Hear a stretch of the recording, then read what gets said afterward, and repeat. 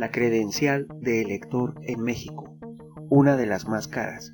Incluso hay iniciativas que proponen que se cobre a los ciudadanos el costo de reposición sobre pretexto de un supuesto recorte al INE para 2020. Sé bienvenido a tu canal Megaforo. Iniciamos. Buenos días, amigos. Hoy les voy a hablar de la credencial de elector.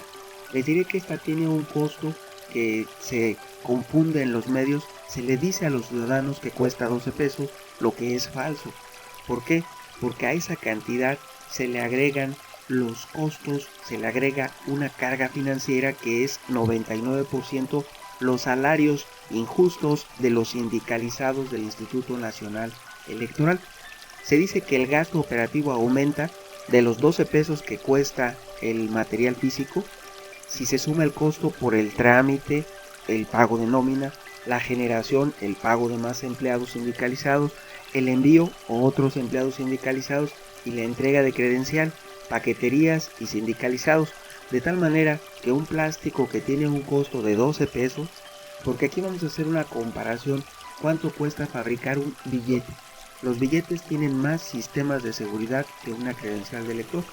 Los billetes no son tan costosos, por eso hay billetes de 20 pesos que valen y que sirven para intercambiar por valor de 20 pesos. Una credencial de elector no sería muy diferente a un billete de 20 pesos en costo de producción. Sin embargo, el billete de 20 pesos cuesta centavos y la credencial de elector se le va carísima hasta 12 pesos. Ahora bien, ¿cómo pueden inventar que el costo sube de 12 a 270?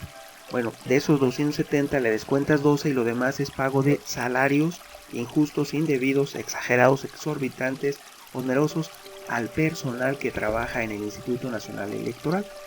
Se habló de una ley de salarios máximos, pero no se aplica en la realidad, porque todos en muchas dependencias ganan fuera de la realidad del resto de los mexicanos.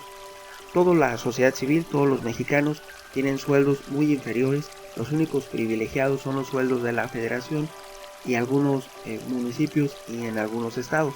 Algunas posiciones son de algunos funcionarios y trabajadores comunes. Incluso se puede dar el caso, sirva de ejemplo, gobiernos como en el caso de Michoacán y algunos municipios, donde hasta un intendente en la nómina puede aparecer con un sueldo de 4,000, pero porque es familiar del presidente o de un funcionario, de un político, se le asigna una compensación. La nómina de compensaciones es paralela a la nómina de salarios. Entonces, cuando tú pides un acceso a la información, únicamente te informan la de los salarios oficiales, como la falsedad que cometen en la Suprema Corte cuando dicen que son salarios netos.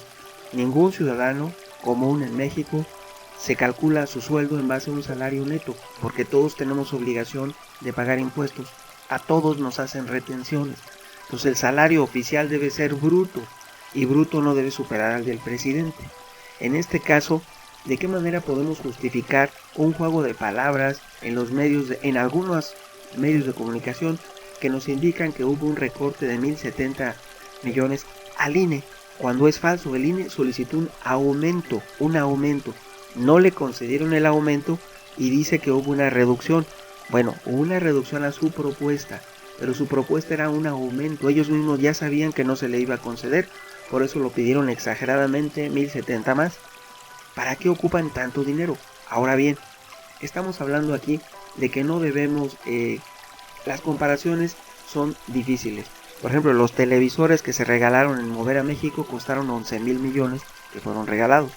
Sin embargo, lo que va a costar el tratar de indexar el salario mínimo a la inflación serían en la tercera parte de lo que se va a destinar a programas sociales en 2020, que son poco más de 600,000 millones de pesos. El indexar las pensiones al salario mínimo ocuparía un gasto de 200,000 millones de pesos que ya no tiene dinero el gobierno. El presupuesto total del gobierno federal es de 6 millones de millones. De esos 6 millones, 600,000 son para la SEP, 600,000 para el servicio de deuda, 600,000 para programas sociales, y aquí de dónde van a hacer un hueco para 200,000 para indexar el salario mínimo a las pensiones y hay otra situación. Se está hablando de un subsidio al empleo de los que ganan menos que se va a aplicar en 2020 y son otros 55,000 millones de pesos. Así que si sumamos 200,000 para esto, 50,000 para lo otro, 100,000 para lo otro, y ahora si hablamos del costo total de la operatividad del INE en 2020, no es algo significativo en relación a las cifras que les he comentado. ¿Por qué? Porque el presupuesto total es más o menos el costo de la pérdida del avión presidencial. El avión presidencial costó 6,790 millones.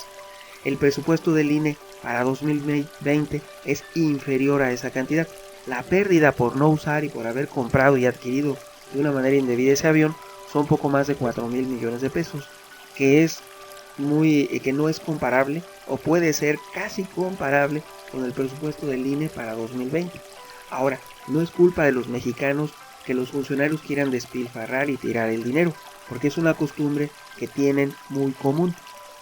Ellos pueden dejar el aire acondicionado prendido 24 horas y no les importa porque es el gobierno. También pueden cambiar o destruir porque hay mucho deterioro de las instalaciones públicas de manera intencional por algunos malos elementos, pero ellos no son malos, reciben órdenes para después decir esto ya falta reacondicionarlo y ocupan millones y millones para reacondicionar locales incluso rentados. En su mayoría el gobierno renta locales y paga cifras exageradas, increíblemente exageradas. Si tú, por ejemplo, para una casa habitación pagarías una renta de 2,500, una vivienda económica, si el gobierno la rentara pagaría 10 veces más, 25,000 o hasta 100,000. Y ya no hablemos de todos los gastos injustificados, no nada más es que se paguen viajes al extranjero o que inventen el voto en el extranjero para que el costo por cada voto sea de 1,000,000 de pesos y puedan irse sus amigos y los jefes de los OPLES, etcétera, etcétera, para irse a vacacionar a otros países con costo al erario, sobre pretexto del voto en el extranjero, que es una cuestión absurda porque cuesta 1,000,000 de pesos cada voto y no es significativo en relación a la cantidad total de votantes y al voto ejercido. Es una falacia que viene por instrucciones de los acuerdos tal vez probablemente del Fondo Monetario Internacional, que otorga líneas de crédito obligatorias. Si no la adquieres, nos devalúan el peso, como pasó de 12 a 20, si no la adquiere el gobierno. Y eso implica un servicio de deuda, un servicio de pago. Los servicios no son gratuitos, pero son obligatorios. Como también los ingresos de Pemex no los recibe el gobierno, los retiene el gobierno de Estados Unidos y después se lo da a México. Entonces ahí pueden presionar de una manera sorprendente a México. Ahora bien, podemos hablar de muchas otras circunstancias en relación a empresas, en relación a particulares, a la sociedad civil, pero no hay que dejar de lado una cosa: quien mantiene al gobierno, quien paga los gastos del gobierno, somos todos los mexicanos, la sociedad civil que pagamos impuestos.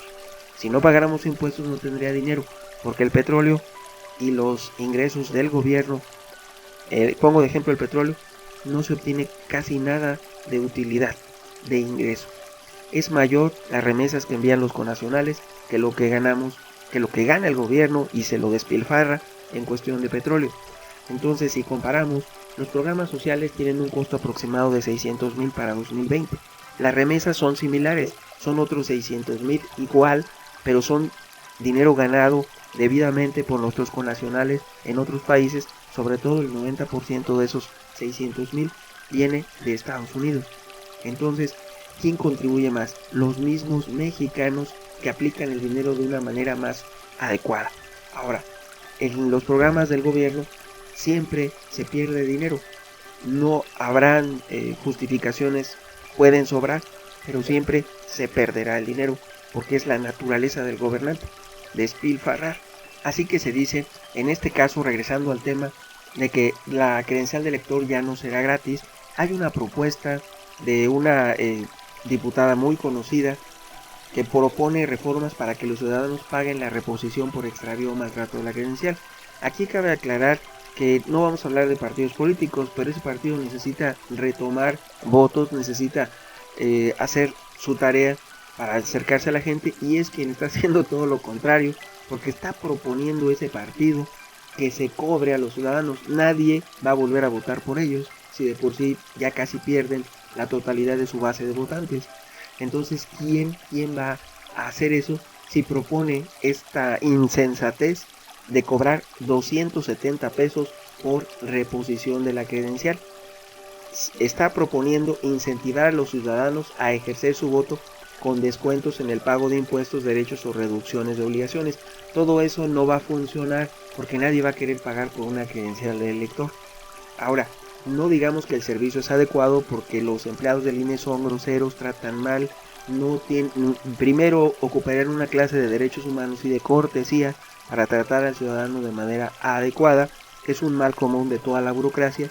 Sobre todo no se diga de los sistemas de salud, como el Hospital Infantil de Morelia, que es público, el Hospital Civil de Morelia, que es público, que tratan peor que la punta del pie. Parece que estuviéramos en las plantaciones de algodón con los africanos.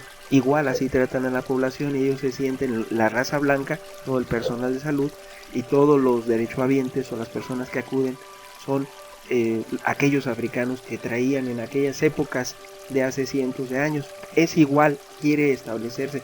Por lo tanto, deben hacer su tarea en lugar de perder el tiempo tratando de cobrar una credencial de elector que todo el mundo va a rechazar. Deberían aplicarse para establecer sanciones reales para quien no brinde un servicio de salud adecuado y así en todas las áreas ir mejorando poco a poco para que se restablezca la cordialidad al ciudadano, que es quien mantiene al gobierno. Y también dentro de las modificaciones se establezcan qué pasa cuando un funcionario es descubierto que despilfarra el dinero.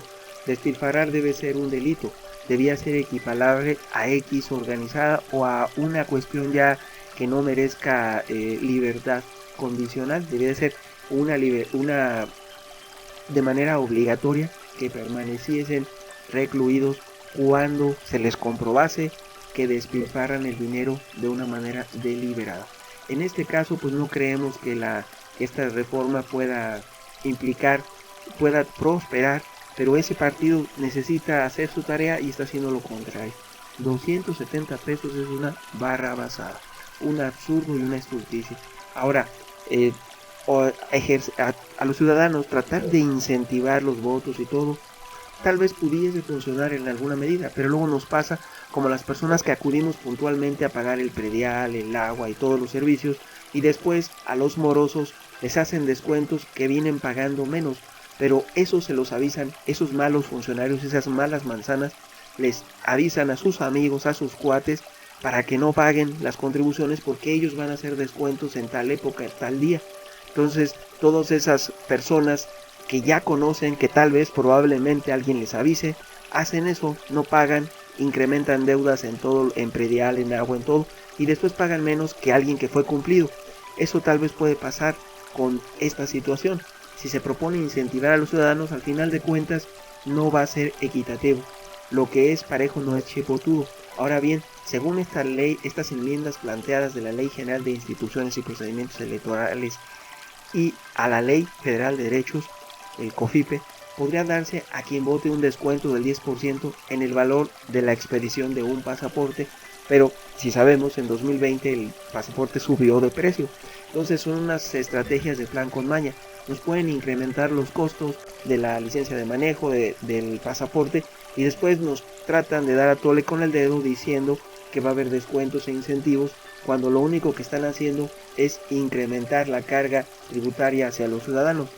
¿De qué manera también la incrementan? Pues reducen los plazos para pagar, aumentan la tasa de interés y aumentan los recargos y las multas. Entonces, aparentemente ellos dicen, no hemos aumentado nada, es lo mismo que el año pasado. Pues sí, es lo mismo la cantidad, pero la multa se duplicó o el interés se duplicó, por mencionar o por poner algún ejemplo. Y incluso se habla de darse un descuento hasta del 2% del impuesto sobre la renta. Esa es una cuestión que más bien no hay un ingreso que le alcance a un gobierno derrochador como el que ha habido, como el que hay y como el que vendrá, hasta en tanto no haya reformas que enderecen el rumbo para que se evite que tiren el dinero injustificadamente. Por el bien de México y de nuestros hijos, opiniones habrá muchas. ¿Tú qué piensas? Tu amigo Megóforo. Hasta pronto.